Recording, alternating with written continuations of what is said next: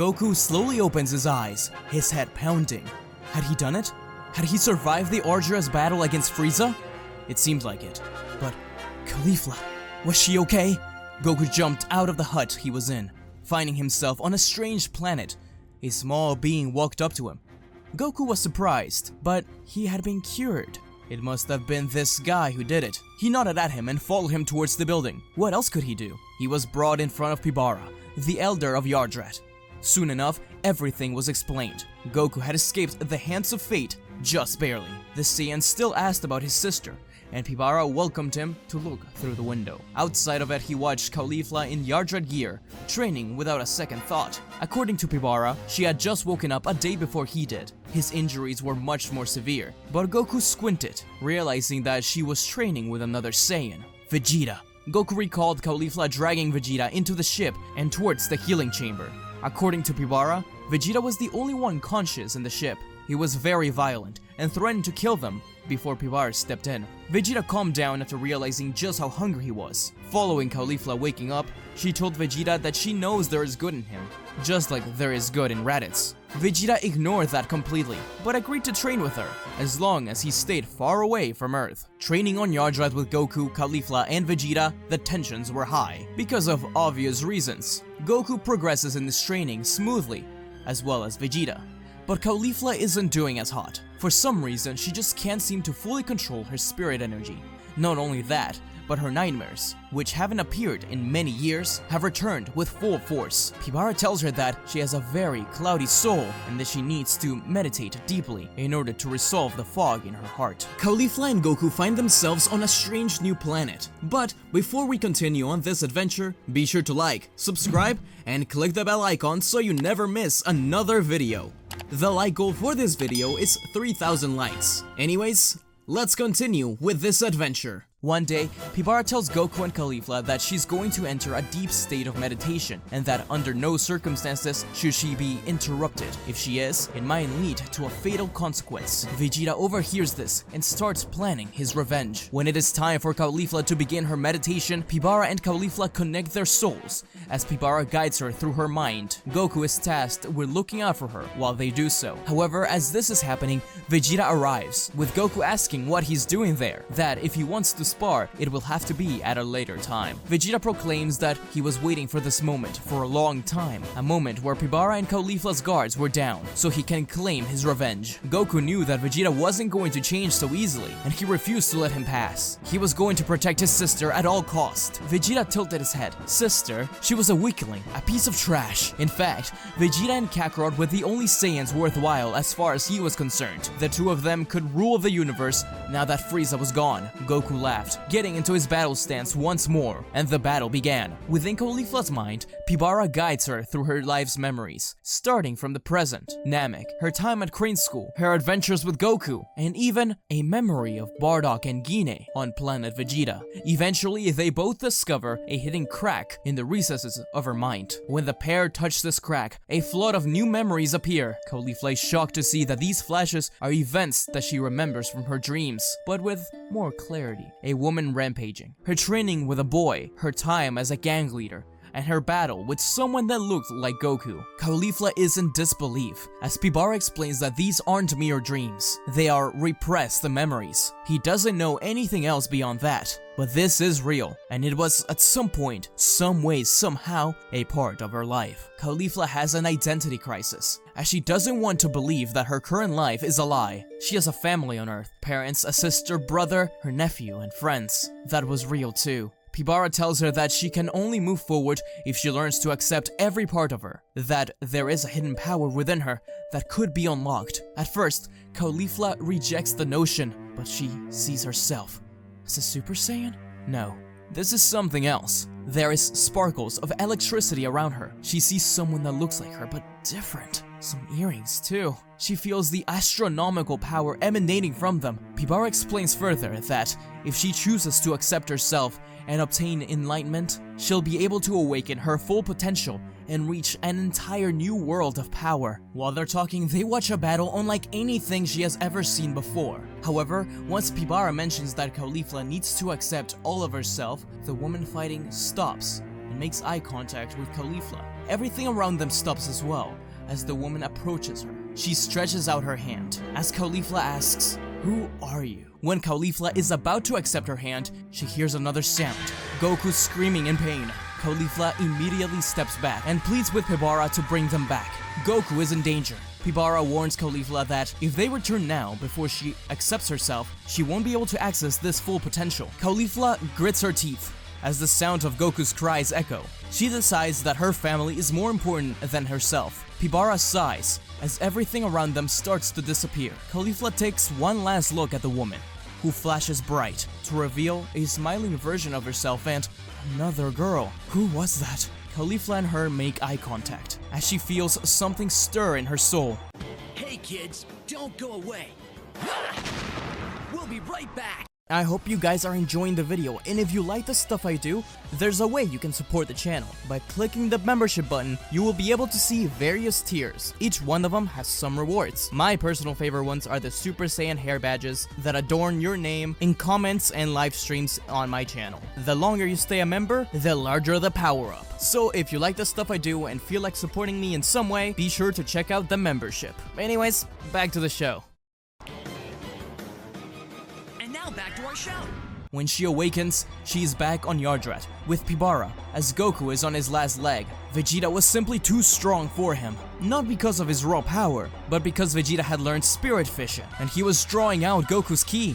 The Elite Saiyan had a much better fundamental understanding of spirit control. Caulifla punches Vegeta before he's able to blast Goku and turns into a Super Saiyan, ready to face him. Vegeta snarls as he is ready to take his revenge. Caulifla was saddened that she was wrong about him and had no option but to teach him a lesson again. Together with Goku, the siblings rushed in and showed off their new techniques. Goku's instant transmission, Caulifla's giant form. But were they enough to beat Vegeta's Spirit Fission? They found out soon enough, as Vegeta was pushed against the wall, unable to take Goku's energy as he teleported everywhere. This distraction was enough to give Caulifla a chance to punch him down. Vegeta declares his hatred for the siblings as he snarls that he will never stop trying to kill them for humiliating him. Caulifla is about to kill Vegeta, with Goku's eyes shaking as he watched. The Saiyan steps in front of Vegeta. He would not allow his sister to become a killer once more. Caulifla sighed. She knew that Goku was right, although their understanding on Namek seems to have been a one-time thing. Pibara steps up and declares that Vegeta will be banished from Yardrat forever. Pibara grabs Vegeta and knocks him out, but not before Vegeta swears his revenge on Goku and Caulifla. He is placed in his pod and sent flying into the emptiness of space. Goku and Caulifla are saddened by this. They were really hoping that Vegeta could be turned, but regardless, they continue their training. Although Caulifla is slowly getting better, she feels like she is restrained. She felt the kind of power she could eventually have, and she gave it up. Now she's stuck.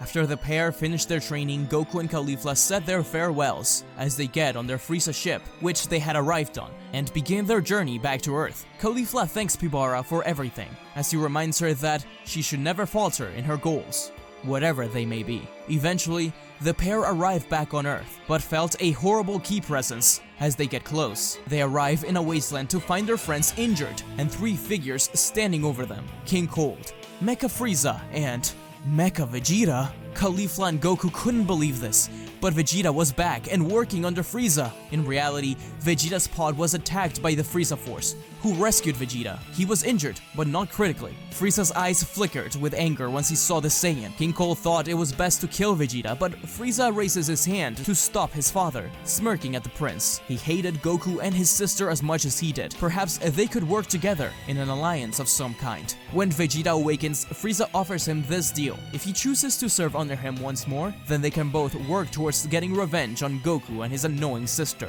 Vegeta was hesitant at first, but he remembered his defeat on Namek and Yardrat.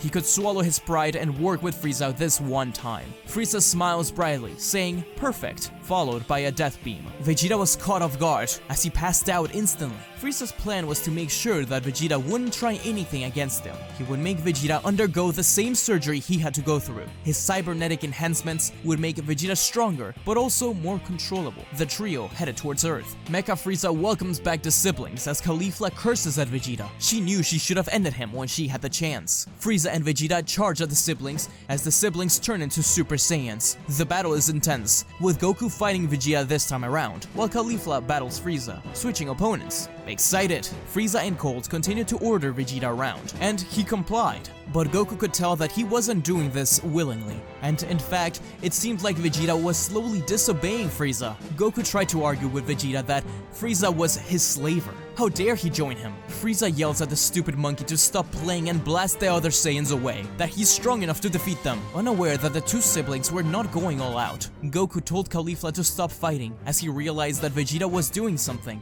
The Saiyan Prince battled through his commands, even the pain of the cybernetics, and he felt his power rise. Kakarot was right, he sold his pride for vengeance. That wasn't who he was. He looked at his robotic palm and slammed his arm against the rock. The force of the impact shattered his arm as his aura erupted, giving birth to a new Super Saiyan. Frieza's eyes widened, with Vegeta using his other arm to blast down a big bang attack that consumed the Emperor and his father. Caulifla cursed at Vegeta for getting rid of his own comrades. He really was scum, but Goku defended him. He had just overcome his lowest moment. But Vegeta laughs, saying that now there is nothing holding them back. The fight resumes with the prince being on par with Kakarot. In the meantime, Caulifla helped all the other fighters out. Gohan hugged her tightly, asking if his dad would be okay. But their talk is interrupted by Vegeta being kicked into a mountain by a hooded figure with a sword. Everyone was confused, and the crowd went silent. They all woke up, with the only noise being Vegeta asking what someone of his kind was doing there, interrupting their battle. The prince goes on to attack, but another sword slice cuts one of Vegeta's robotic legs off. Vegeta hits the ground, knocked out. Caulifla flies up to Vegeta, honestly thinking about killing him. Goku yells at her to stop, but it is the new warrior who stops her. He tells her that she should not kill him. They may need him for what's coming next. When Caulifla and Goku ask who he is, Kami suddenly appears, panicking. He extended out his arm, telling him not to take another step. Caulifla and Goku's eyes widened. Kami did his best to protect them, regardless of the fact that he knows he is weaker than them. The both of them really did see him as some sort of father figure. The stranger reveals himself, putting down his hood. His name was Ma Jr., and he comes from the future. He is here to warn them about his father, the Demon King Piccolo. I can fight with cruel fate. Thanks for watching this latest episode of What If Caulifla Was Goku's Sister. I think honestly this one may have become my favorite what if to do so far, and I think 90% of it is just because I get to put Caulifla in different outfits and it's a lot of fun to Photoshop them. If you didn't see, I did put out a complete story version of What If Trunks raced Goku yesterday, or the day before. That was a collab with my fellow What If YouTuber Salad Saiyan, so check that out. But more importantly, and hopefully it's out by the time I post this, be sure to check out the complete story version of the Doom Saga, the latest arc in the Dragon Ball DC story. Check it out over at Geeks for Fun. This is an amazing story, and honestly, probably the best what if you're gonna find out there. So if you are a fan of DC and Dragon Ball, then you'll enjoy it. Be sure to leave in the comments what ifs you want me to do next. I'm working on What If Goku Got the Venom Symbiote Part 2, and I know you guys want me to do What If the Saiyans Were Revived Part 3, and What If Vegeta Raced Goku Part 4. At least I think those are the numbers. But be sure to let me know in the comments which ones you want to see the most. I will also be posting a discussion post about it, so you guys can let me know exactly which ones you want. It's funny, Professor Chimp and I got in a call to brainstorm some ideas, and like 90% of the videos I'm putting out right now are all just from that one call. We got so much done. So thank you, Professor Chimp, and be sure to check out his channel if you haven't. He has some really interesting what ifs, in particular, what if Zamasu went to high school? It sounds stupid, but give it a try, you may be surprised. Anyways guys, let's try to get this video to 3,000 likes. I now have stickers that you can get, so if you're interested in having a little SmugStick character icon based on the Budokai 1 character select screen, check it out down below. I'm excited for it. Thank you to the Super Saiyan God, Super Saiyan Legend, and Ultra Instinct members of the channel. Ultra Instinct is a new level I just added. That includes becoming friends on Discord and chatting and stuff like that. If that sounds interesting, consider joining and becoming a member. Anyways, thank you to Neo Whitcomb, Wayne Antoine, Dustin Nelson, Sacred Saiyan, Eric Dragon, Field J. Akir, Pizza Hut Kitman, Orlando Castellano, Hannah Rowan, Sid Lord, Sir Justice, Midnight Combatant, The Real Samuel Randall, and Zachary Croy. This channel just wouldn't be around without you guys. So as always, thank you. That's pretty much all for me. And until we meet again. See ya! Don't forget to like, comment, and subscribe to SmugStick, unless you want to be destroyed. Lord Beerus, that's hardly fair. But also, don't forget to click the bell icon to get notified when he uploads new videos.